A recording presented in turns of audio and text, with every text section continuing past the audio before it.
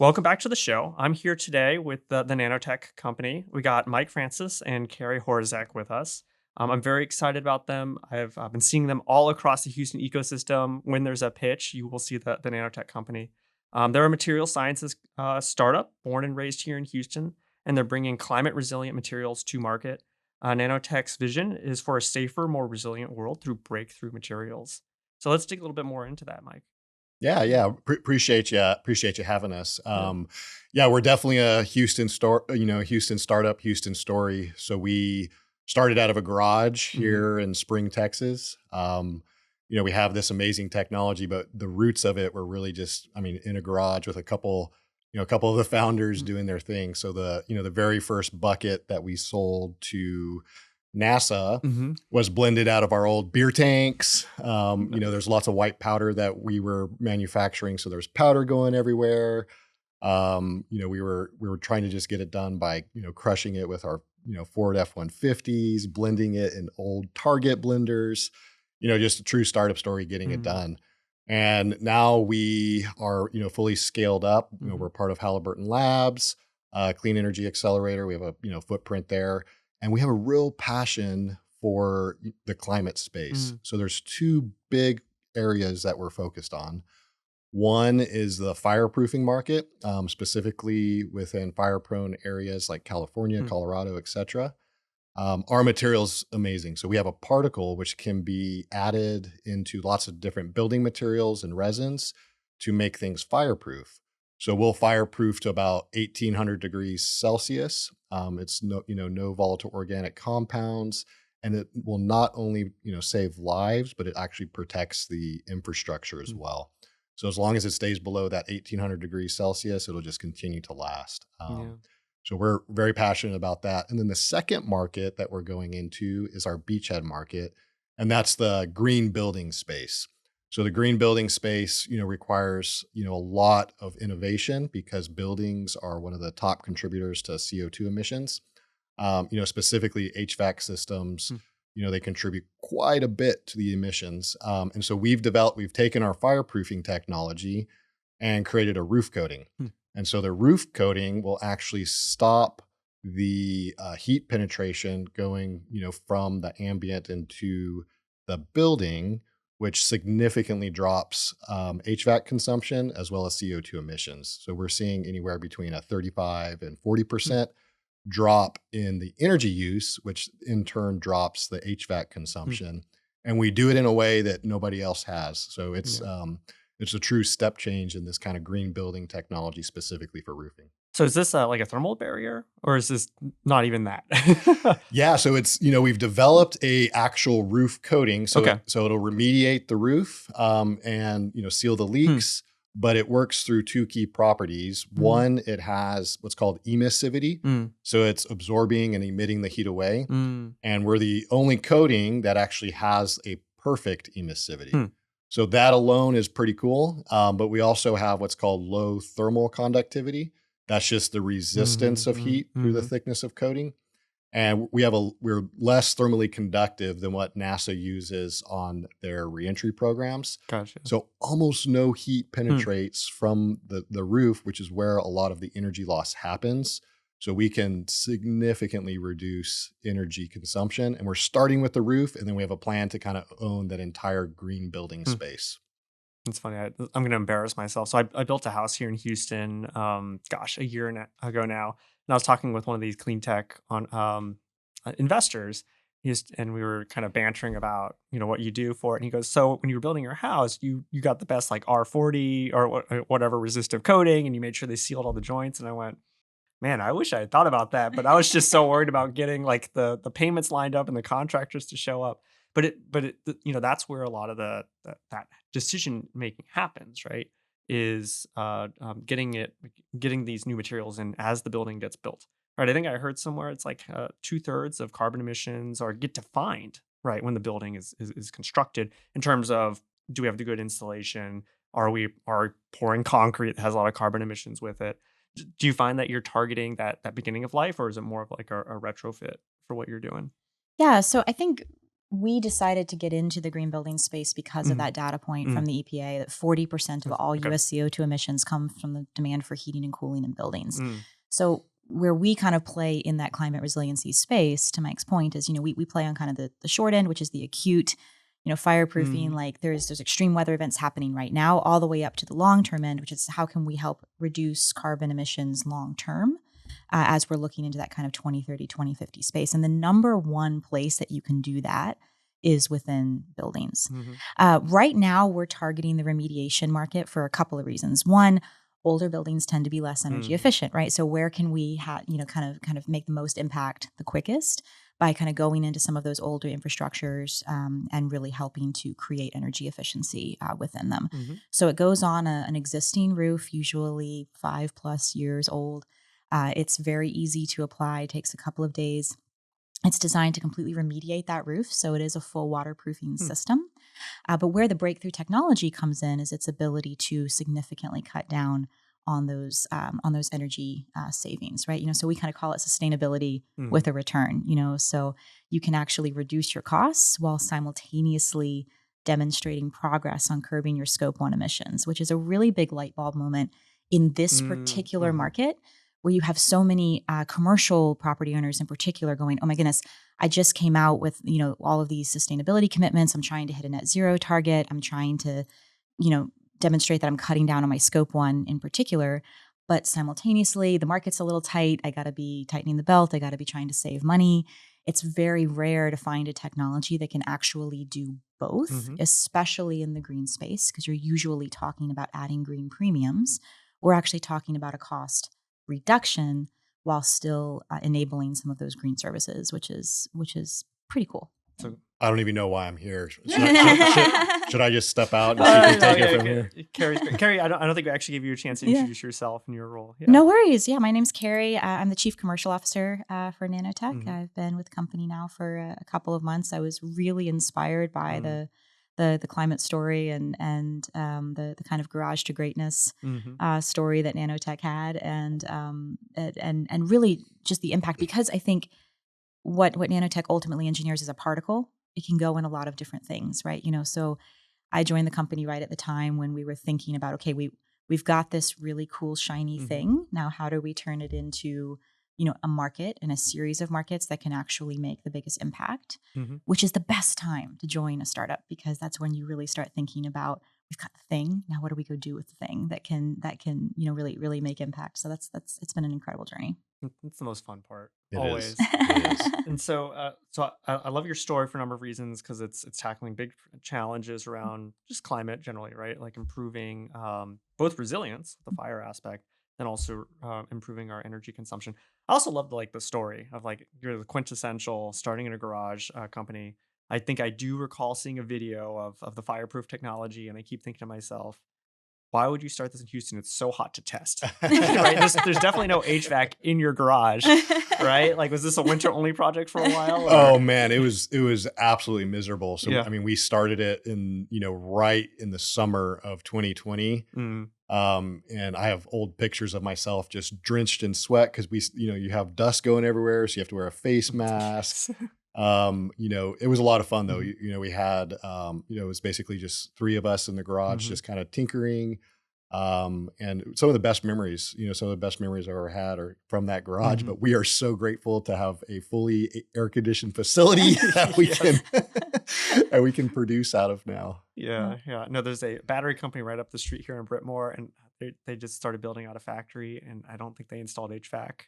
And I don't think they're from around here, and I hope they know what they're signing up for. Oh, it was horrible. It's horrible, but so many good memories. And that's, the culture of a startup really starts in the garage. And, as you grow and grow, that's, one of the things that always kind of keeps me up at night is how do you maintain that culture? Because we want people that care, right? Yeah. We want people that are, all aboard for this climate resilient, not just in it to make a bunch of money. We're in it to really make an impact and put our fingerprint on the world. Yeah. I do have to say that culture, as we have scaled, has definitely been retained. So if you ever come on site to our facility, you'll see this kind of fully ramped up production line on one side. And then on the other side is our R&D lab, where we still very much do that. We're like, well, let's set this on fire and see if how long it takes to burn, and like let's, and there's, we do a lot of those kind of grassroots videos still, just to kind of illustrate, we're data driven, the power of the technology, but we want to always show it in a real world context and say, okay, if there's a wildfire over here, or if, we're trying to understand how much we can cut down the temperature here,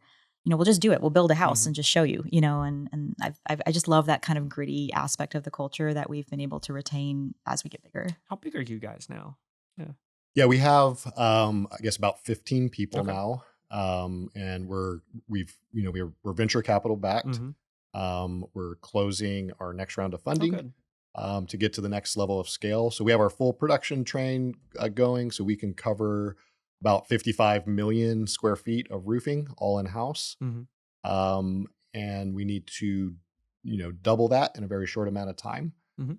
Because our particle is a platform, it's not just a coating. It can be embedded into paints, polymers, silicones. When we embed it into cement, it makes the cement about 10 times more insulating. We have projects that range across all the different resins and whatnot. But it's really important for us to be laser focused. So we're starting with the roof, and then we're going to dominate, the green building space because the particle is the technology. And so eventually, I see, long after I'm not here, I eventually see a world where it's incorporated into many of the building materials of the future to make almost like a moonshot of this is what the green building of the future looks like. And we can touch all aspects of it, which is really exciting to be a part of. And like, this is such a Houston story because this is the town where you would do particles and chemicals and things like that. Tell me, like, so where does this come from? So you started it like in the midst of COVID, right? Like there was a decision there that I'm always interested in, but also the technology didn't fall out of the sky. So tell me a little bit about that. Yeah. So 1% of the world is genius, right? The genius that often get discovered are within, first world countries. The spotlight typically gets placed on those genius, and they're very easy to be discovered. It's a little more difficult to discover the genius in different third world countries. So we have this brilliant chief scientist. He's, 30 years material scientist, and he's based in Brazil, or he was based in Brazil. And we stumbled upon a video of him coating his hand in what is now NanoShield. And we never do this anymore because we're very safe company. We're a very safe, we're a very safe company, very safe. But he took an oxy torch and put it to his hand for about 10 minutes. Wow. And nothing happened. That's amazing. So when I saw that, this is my fourth company that I've started. And when I saw that, I said, I'm going to quit what I'm doing. One of our partners, who's also a co-founder, said, I'm going to quit what I'm doing. And our scientist, our now chief scientist, said, okay, I believe in you guys. He's brilliant when it comes to material science, but he's not really great at running, businesses. So it was just a perfect combination, where he cranks out IP, we give him pizza boxes underneath the lab door. And then, we focus on running the business, and it's worked out great. The collision between what's happening, or the convergence of what's happening in the world, where everyone's trying to reduce their CO2 emissions and have that resiliency component, plus the physical material that are coming out, it couldn't have been timed perfect, more perfect. And he's truly a genius. So he's a genius, and we've just rallied around him to build our IP portfolio around him, and just make sure that we're good stewards of what he's come up with, and that we don't screw it up. Yeah, I do like that image of pizza goes in like molecules. Brilliant. Right? Like that's like literally like pizza to molecules. Yeah. Yeah. So that's good. And when we think about Houston, like obviously you did it in Houston because you're in Houston, but when you think about just skipping ahead a little bit, like where do you see Houston playing strengths in terms of the commercialization of your technology? Yeah, so I'll take the Houston question because I'm so passionate about Houston. When I first became an entrepreneur in 2014, there was maybe a couple $100 million of venture capital money coming in. There was no such thing as the Cannon. There was no such thing as the Ion, no such thing as Greentown Labs, no such thing as all these, CVCs investing in climate. And the transformation that Houston has seen just over the last, 8 years has been stunning. Hmm. I think last year Houston had a couple $1 billion in venture capital funding in the first quarter, Hmm. and it just keeps on growing and growing and growing. So if you look at Houston, we have the universities, right? So you have Texas A&M, Rice Hmm. University, University of Houston, that are all investing in entrepreneurship. You have the Fortune 500s that are now, taking bets on startups. You have the CVCs that are forming within all of the big oil and gas companies. And Houston is a city that gets stuff Oh done. yeah. Like, Yep. when Harvey came through, we were ready with a hammer, and we fixed everything as fast as possible. When we're not like going to make the next app, we're not going to make the next necessarily AI thing, Hmm. but we are really good at getting stuff done from an engineering standpoint. And I think the talent combined with the universities, combined with the Fortune 500s, combined with all of the money coming in, is going to make Houston a top 5 startup city within the next couple years. I really, really, really think it's going to happen. And we see it happening and unfolding right before our eyes. So, yeah, it's an amazing time to be here. We're gonna make fun of Carrie a little bit because she's not in Houston proper. Although I live half my life here right now, so I'm basically half Houstonian at this point. Yeah, Yeah. yeah. No, I do want to build on that question though, because I've been in this game for a minute now, and I've seen the entrepreneurial communities in a couple of different cities Hmm. around the country, and they all have a unique flavor. Yeah. I keep coming back to Houston for that similar vibe. Mm. I've never found a community before that is so willing to help each other, Hmm. kind of no matter what state your own startup Hmm. is in, like, Yeah. so it's so incredible to kind of go around Houston to some of the, just the entrepreneurial events and see there's so many founders that I know, so many, so many VCs, so many strategics that are, whether they're actively investing in you or not, like they genuinely care Mm. about you succeeding, and they will remember you. Yeah. They'll remember you years later, and they'll ask you how you're doing, and can I introduce you to this person? Can I help you with this?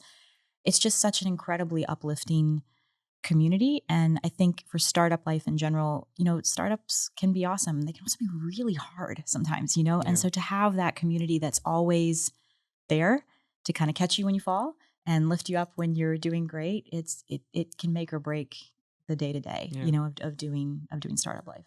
And you were in Austin before? I'm trying to remember Yeah, exactly. I am. Yeah, other also a really great entrepreneurial community. Yeah. I think, yeah, that and what keeps driving me back to Houston is Yeah. is really just that energy focus. Yeah. And Houston itself is kind of going from this energy capital of the world to also being the energy transition capital of the world. And I Yeah. think it's really bringing up the startup community in that larger Mhm. transition, which has been incredible. And Mike, when you think about like the manufacturing of like hydrocarbons here, does that play into like how you think about scaling up NanoShield, or is it you're just going to do it all in house? Yeah, I mean, we're very protective of our Yeah, IP. of course. We do have, patents on the things Mhm. that we're doing. But we want to, like, our number one focus is to get really good at manufacturing Mhm. our particle at scale. And then we do that all in-house currently. But as demand increases, that's one of the great things about being on the Halliburton campus. Mhm. So we have a 15,000 square foot facility right on the campus that we've Hmm. completely maxed out. Oh wow. And what's really cool is we've taken it from, a beer tank, which was, Mhm. where we started in, very small 10-gallon beer tank, to now being able to produce 55 million gallons a year. What has really helped us is the fact that, Halliburton knows how to scale things from zero to, big production. Mhm. And so they've helped us kind of all along the way, going from beer tank to now fully at scale.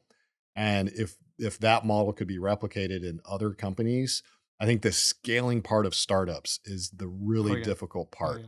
So you can have a great technology, but unless you have really good team and a really good, ability to take it from a Mhm. technology to a product and then figure out that technical commercial envelope and start making cash flow, you'll never have a company. Yeah. You just Yeah. have a technology.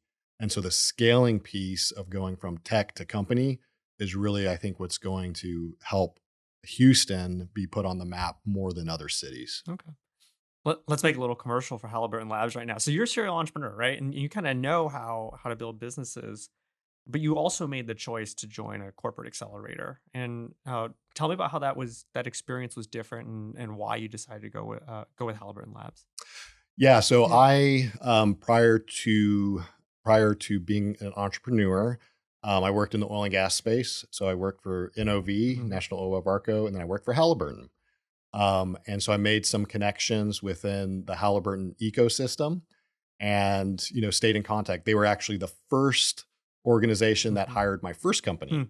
Mhm. All four of my startups at one point or another have either worked with or been a part of Halliburton in some way. Mm. So I would probably not be an entrepreneur Mm. had it not been for Halliburton's support. I got a call from the former chief technology officer of Halliburton, and he said, "Hey, we're creating this new program. It's going to be a clean energy accelerator. We're going to help you scale from technology to company." And I didn't believe him, right? I was like, "No, come on. You guys are Halliburton. You're not going to do that." And so initially I told him no. Mhm. And then he called me back. He's like, "Look, Jeff Miller, who's the Mhm. CEO of Mhm. Halliburton, he's going to be spending quite a bit of time, and we're going to be reporting directly to the CEO, and we're going to be this is not greenwashing. We're doing Mhm. this, Mhm. to be serious about the energy transition." Mhm. I said, "Okay, let's make a deal." And yeah, so that was we were their first startup part Mhm. of the organization. There was a lot of trust that was already built because of Mhm. my previous relationship with them. And we were kind of by ourselves for the first 6 months. And I think now they have over 30 Mhm. companies in their portfolio Mhm. that they've been helping scale, and they're all kind of in that green space. Mm. So it's been outstanding, because it's not, how do you make a business plan, which is very important. Um, it's how do you actually physically scale Mm. the thing that you have, and then you have access to all of the Fortune 500 company resources, including, 2 gyms on campus, Real perks. cafeterias, Yep. like, yeah, real perks. Yeah. And so it's been outstanding for us. It really has. And what does that cost? It costs a little bit of equity, Okay. and then they give you some cash Mhm. associated with that equity, and then it's a year-long commitment. Yeah.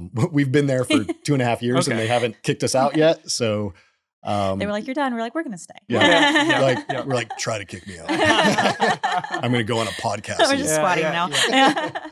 Yeah. So now we're just squatting. Yeah, no, that's great, and that's how the partnership is fruitful, right? And it's not just transactional, and I think that's also very Houston in some Mhm. ways, where if the relationship is going well, like we'll find a way to make it work. Yeah.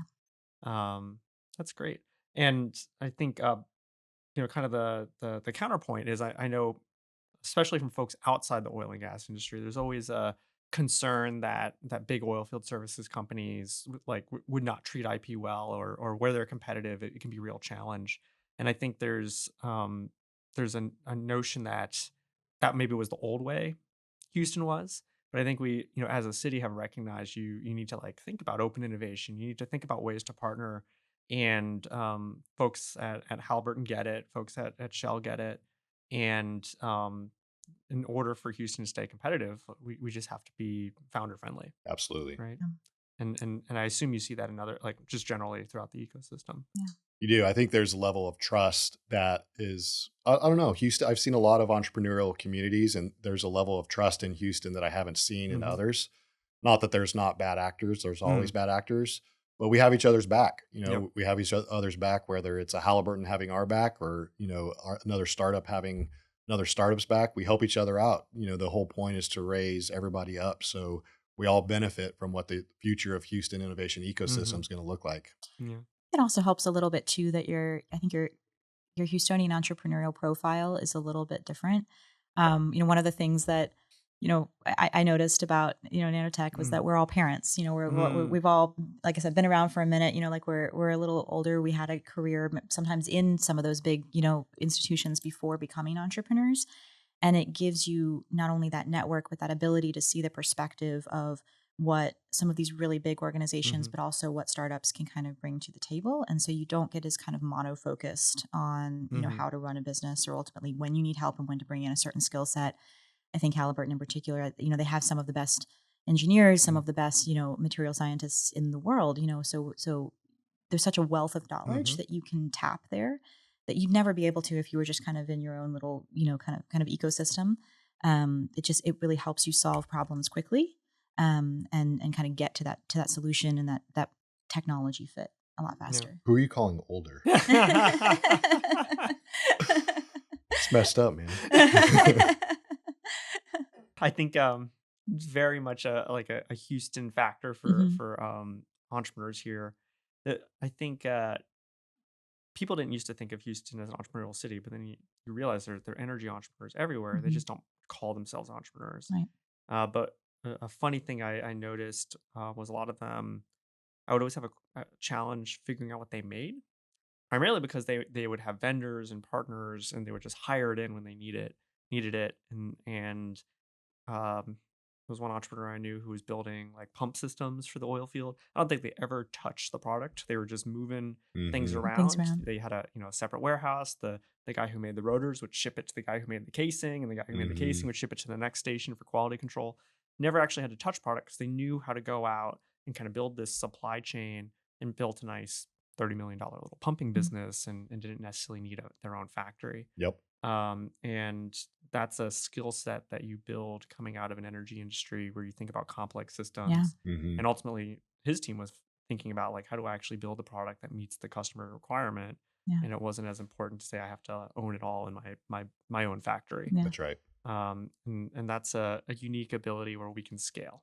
And as you talked about, you've built your business to scale. Mhm. Yeah. Yeah. So interesting. And I do definitely agree. Having children is a thing here in Houston. It's you have time for work-life balance. And I noticed entrepreneurs in Houston tend to say it's time to go home at 3:30 because someone's got to pick up the kids. Yeah. And happy hours do not run beyond 7:00. Yeah. which is the way it is. It's fine. And if the business is falling apart between 6:30 and 8:30, it's going to have to wait because everyone's putting children to bed. Exactly. Yep. But I love it because Houston's going to have a whole generation of little entrepreneurs. Like, so I have 3 kids, and they all have the spirit, right? My oldest, just came to me yesterday, and he was drawing some pictures, and he's like, "Dad, I have a bunch of kids in my class that want to buy them." So I split my equity with my friend Tommy, and then I hired an ad person that only gets a little bit of equity, and they don't care if we print them off. They don't need originals, and we're selling them for $15 a piece. Like that's my boy. That's my boy. First of all, inflation. Kids have $15. I know. I didn't have that. I have maybe 3/4. Yeah, exactly. But it's a whole different. Or maybe they're all just in this innovation economy, and they're just all passing money back and forth. But I love it because my sons, my daughters, they're all, or my daughter. Oh my gosh, my daughter only have one. They go into the backyard with me. We do science Sundays where we try to burn stuff. Yep. And it just gets them so fired up, no pun intended, Yep. but not only on the technology, but we get them thinking about what it means to be an entrepreneur. Every single time that we had a horrible setback just 2 days ago where, we thought we were getting a term sheet and we ended up not getting it. And I was just, it was one of the worst days I've had in a long time, but I didn't hold back. So I shared that, with my kids. And so they get to see hey, dad's not perfect. Dad just doesn't go hit home runs. Most of it is a struggle. Yeah. Most of it is a grind.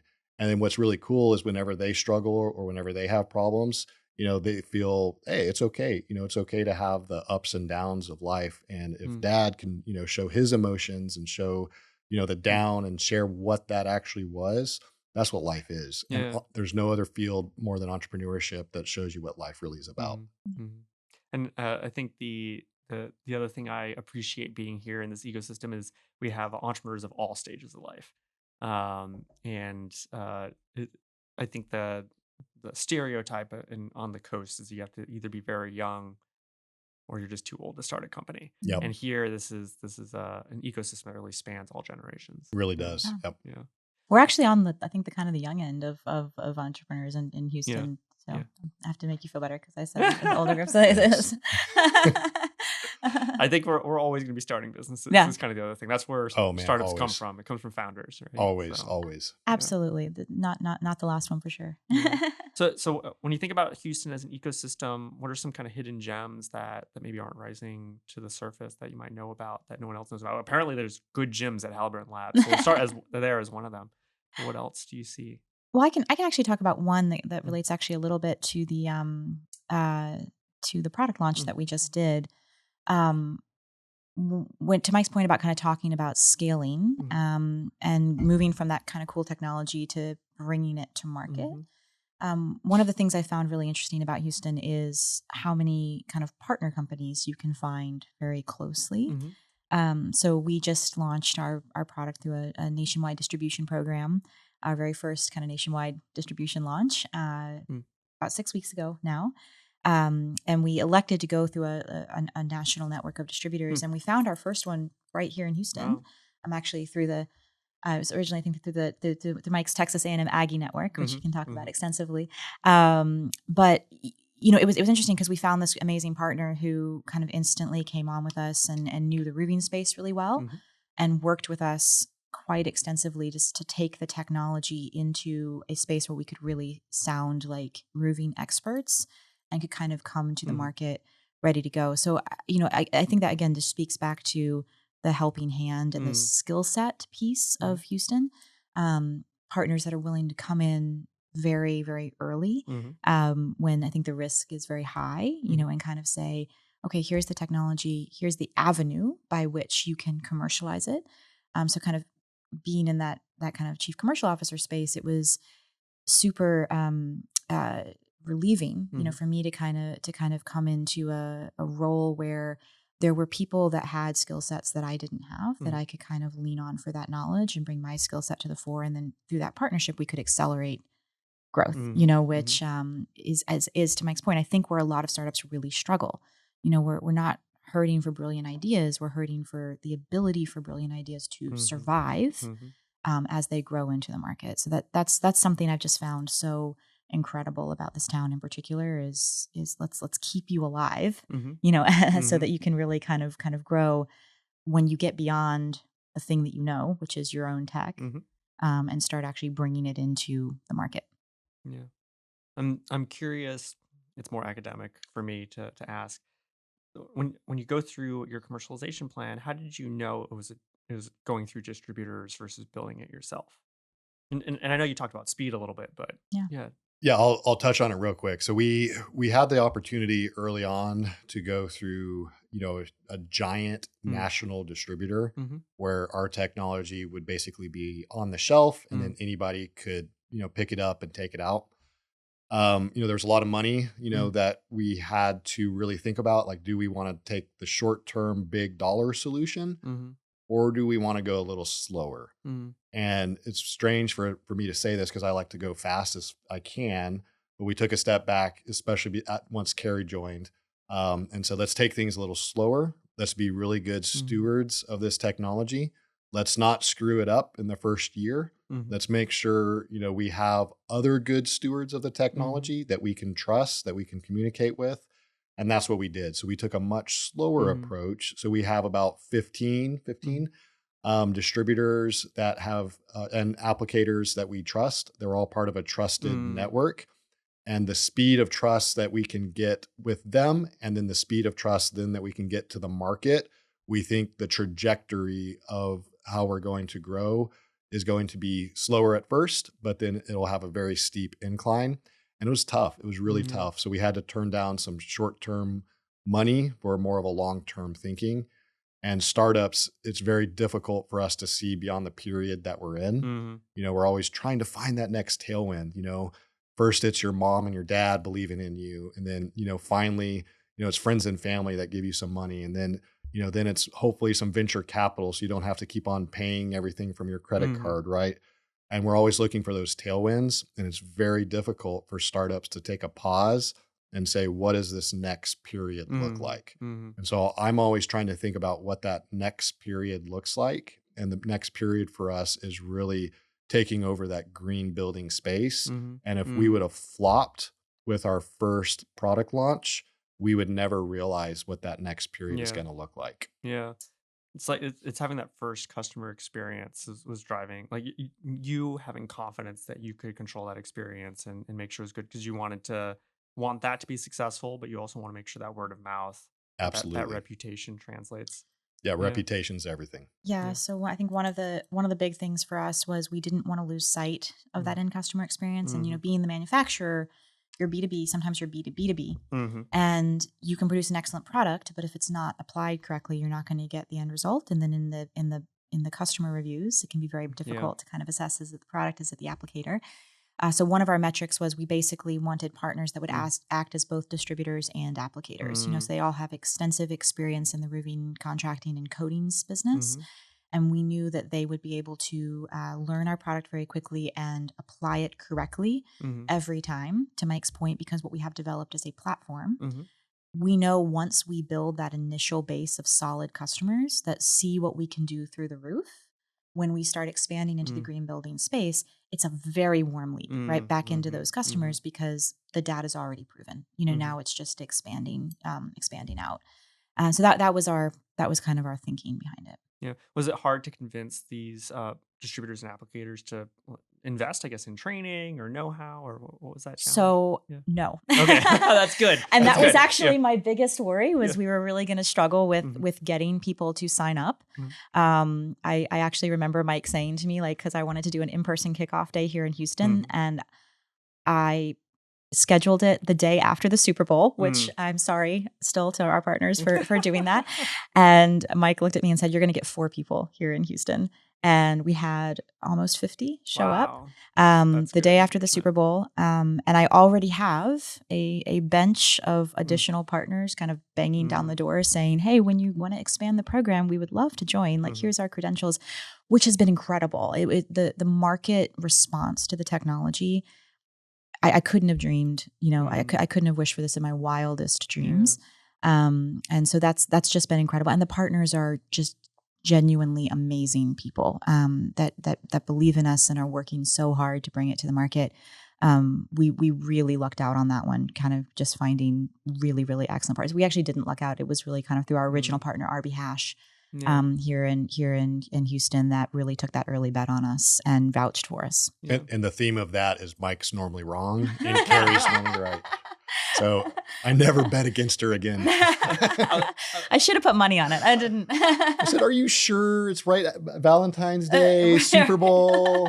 All right, let's do it." I was like, I totally did that on purpose because I knew Yeah. when the Super Yeah. Bowl was. I feel like just hearing you talk about it, I keep thinking, so why did the investor not give you a term sheet? But there's always more into the Startup story life. on that. It's a That's grind. startup life. It sounds like getting that customer buy-in and engagement is the leading indicator, and I think that's always the hardest thing when you see and feel product market fit, like it feels easy, Yeah. Mhm. right? I hope they're listening. And it really resonated with me when you said you have to have that first good experience with a customer. I think one of the mistakes I made was we were doing rotating machinery. We had a gas turbine with a big pipeline company. Had a site located, had endorsement from the VP of engineering. This was out in like Maricopa County in Arizona.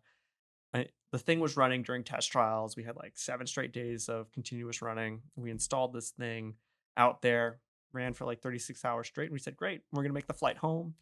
Got on the airplane, like literally while we were taking off, the system went down and we couldn't come back for a week because we just didn't book things. We didn't have any of our systems in place. My co-founder's wife expected him to be home, Mhm. and he ended up having to come back and baby it for 2 weeks Yeah. because we were working out gremlins in the machine. Mm. And it's one of those things where I was trying to be cheap at the wrong time, Yes. and really should have said no. We gotta have someone on site, contiguously. It was me in versus my co-founder, and that not taking that position and that first touch with the customer, I think really set us back Yep. because it a lot of the promise, a lot of times with products, it's gonna work. Yeah. Mhm. Right? Yeah. So that was a big lesson for me. Yeah. And I understand that's like sometimes you gotta take it slow to make sure you get the important things right. That's right. Yeah. When we so back to the topic of Houston, when we think about Houston as an ecosystem, Mike, you talked about how it's really evolved in the last 8 years. But what's still missing? What do we still need to build? Yes. So I'll go back to I'll answer that in a second. I want to go back to the hidden gems. So what's Oh yeah. happening is there's a lot of like underground entrepreneurs that are getting together and, doing things together and then for Houston. So Mm. we formed a group about 3 years ago called Entrepreneurs Anonymous, Okay. and it's all CEOs of startups here in Mhm. Houston. And one of our primary functions is not only to help each other out, but to see Houston, raise up. And we strategically do things kind of behind the scenes to Mm. make that happen. And you have a lot of little pockets Mhm. of that happening. So if you're a new entrepreneur and you're looking for those gems, like you got to find those little pockets, and it creates such a tight knit Hmm. group of people that not only help you when you're feeling down, because being an entrepreneur is lonely. It is Mm. really lonely. It's stressful. It affects your personal life. It affects every Mm. aspect of it, and not everybody understands that, right? Not Mm. everybody understands that, other than other entrepreneurs. Yep. And so to have support systems is really important. And there are a lot of little gyms and little groups actually happening right now. So that's one of your gym question. And then what needs to happen? Venture capital need to step up. Mm. Mhm. So the venture capital traditionally here in Houston are more looking at, oil and gas assets. So you have an oil and gas asset, you know exactly what it's going to produce, you know exactly what it's going to cost, et cetera. A lot of those venture capitals are trying to make the transition into kind of tech startup, Mhm. and it is very difficult for them to make that transition. Mhm. They want to see, hey, what's your EBITDA going to be next year? I'm like, EBITDA? I don't even know what that means. Like, and that whole mindset that Yeah. we have to shift that mindset with the money that's here in Houston. So you have a lot of family offices, and then you have a lot of private equity that have traditionally invested in traditional oil and gas, and they have to make the transition. So we're going through our Series A, Mm. and unfortunately, we're getting a lot of interest and term sheets from the East Coast Mhm. and the West Coast. And they're the ones trying to come into Houston, into our, which is great because that's where the money is at the Mm. at the moment. But we have so much opportunity within the venture capital community here in Houston to invest in Houston startups. Mm. And so I don't want the money coming from the East Coast and the West Coast. I want the VCs to step up here in Houston and take a bet on not EBITDA, but take a bet on people and, awesome technology that's coming out. So until that happens, we're going to go a lot slower than we, potentially could. And it's happening, especially with the corporate venture capital. They're spending, Mm. quite a bit of money in this space. But until we have like true hard venture capitals that are investing in physical things, Houston will continue to lag. Yeah, and I think that's a real challenge. The corporate venture capital doesn't want to come early, right? They want to figure out how Mm-mm. to deploy $10 million at a time, and Exactly. it doesn't necessarily solve that seed Mhm. Series A challenge. And I hear you. When I was fundraising, gosh, 2014, probably around the same time we're out hitting the markets a lot at the same time. I remember the early stage investors liked oil and gas, like leases. They liked real estate, and interestingly enough, consumer packaged food drinks, Yep. Yep. right? And I think it was a lot of the you could project cash flow, Mhm. and it's just a different mindset here. Um, and I think the venture capitalists in some ways need to bet on people. They also need to bet on market trends. Like we know the Mhm. energy transition is going to be here. We know that there's going to be investment in green buildings. Take a position, build a portfolio. Mhm. All right, if you have a portfolio of green materials and you think about it as a venture portfolio, right? Some of them are not going to generate the EBITDA you want, Mhm. but if you bet on that vertical and 3 out of 10 are going to do well, that's just portfolio building, It right? is. I think I would just add to that. We used to have a saying in my Mm. former consulting life that everybody wants a first time new idea with 2 proven case studies. Yes. That just doesn't exist. Yeah. It just Yeah. doesn't. And the energy transition, it's especially doesn't exist. Mhm. The energy transition is going to be messy. It's going to be risky. It's going to have business models that do not look like the Mhm. business models we've had previously. And it's going to require different modes of thinking. And we don't have time Mhm. for it to take 40 years Yeah. for people to get around to that realization, Mhm. so that I can see it because there is so much vibrant energy in this town, in the startup community of people that really want to solve this problem and want to do it like tomorrow, quickly, and have brilliant ideas, and sometimes you see those brilliant ideas die on the vine because it can't necessarily get fit into a very traditional kind of growth business model. It requires a new mode of thinking, and I wholeheartedly agree that's where we need to expand, and think a little differently, take a little risk and go. Yeah. Yeah. And do you think when we think about nationally, like the dynamics that are happening with like IRA and just general investment in climate, how do you think that's going to change the way we think in Houston? Can I offer one thought on that? Yeah.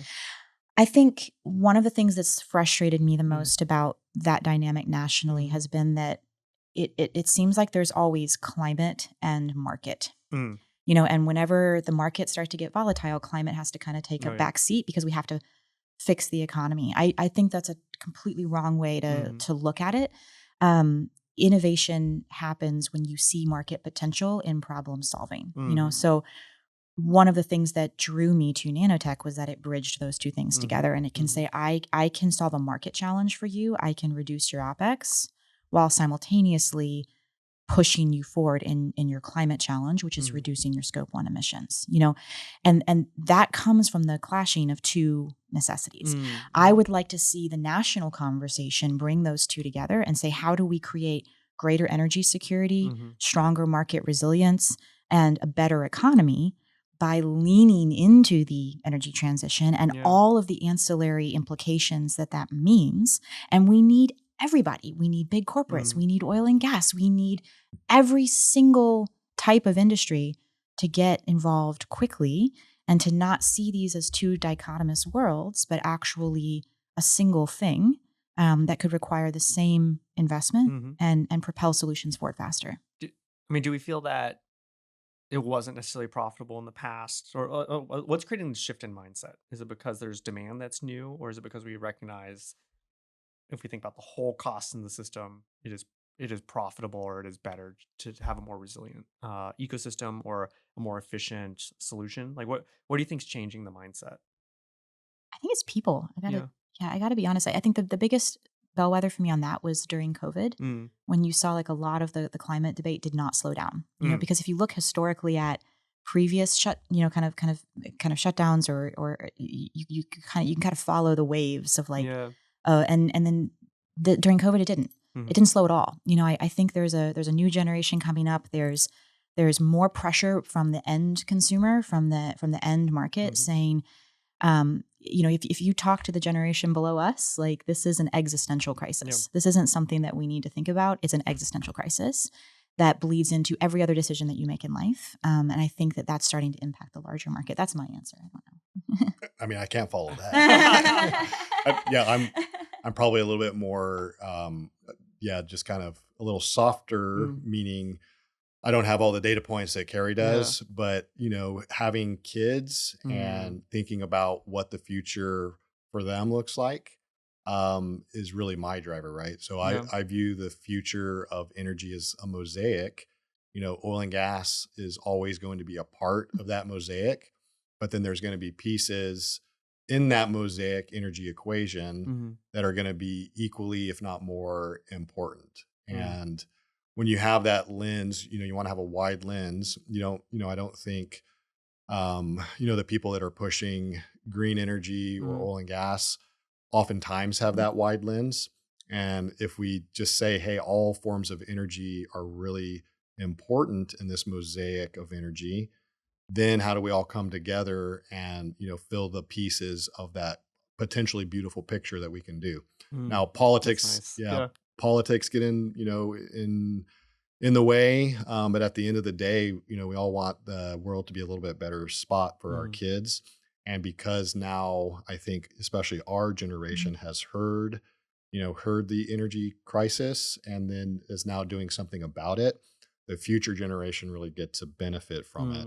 And I mean, it's all personal for us, right? It's personal for me. I want to make my kids have just a little better, planet than I had, or a little better, way to be either entrepreneurs around this or, experience life just a little bit better. And I think that's what we all want for our kids. And so to me, it's very personal just because it's for them. So everything I do is for them. Yeah. I love the mosaic image. So I'm still stuck on that. And I'm thinking in many ways that the discussion is, we talk about energy transition. The reality is it's energy addition, it's diversification. The traditional forms of energy never really fully go away. And I think we recognize that here, and we say, okay, now let's move on to get the new technology out the door in terms of being Houstonians. Yeah. And what's great for us is, we're agnostic to the form of energy. So the piece of the equation that we play in is we just reduce energy consumption and we make the CO2 emissions go down. So we're completely agnostic, and everybody can agree that, being more efficient with the energy that you have is always a good thing. And that's why I love kind of the sweet spot where we're at.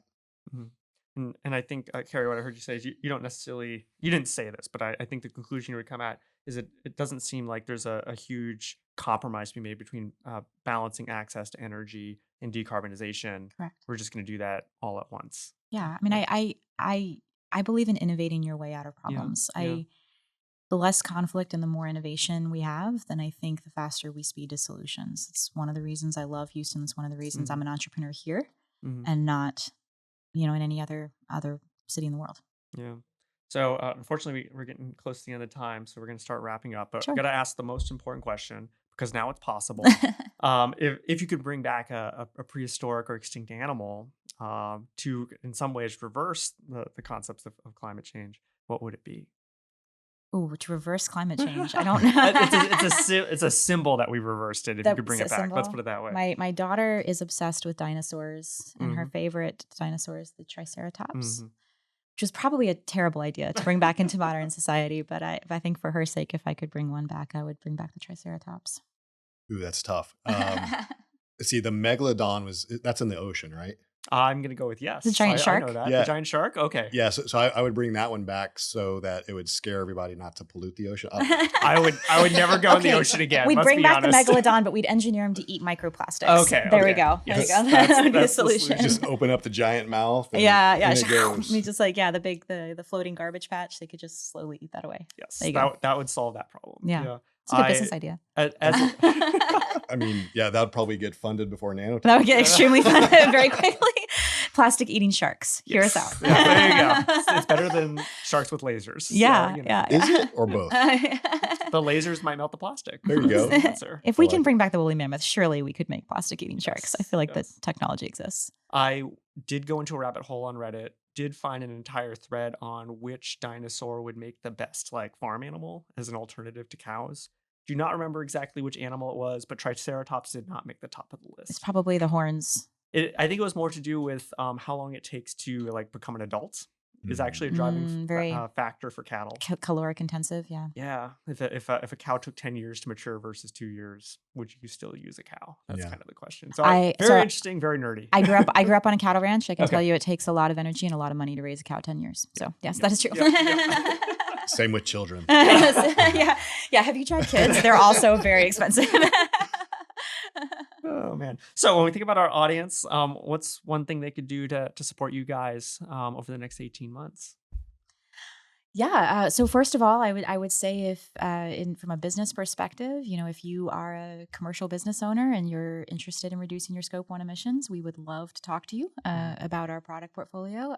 You can contact us at info@thenanoshield.com, 1-800-NANO.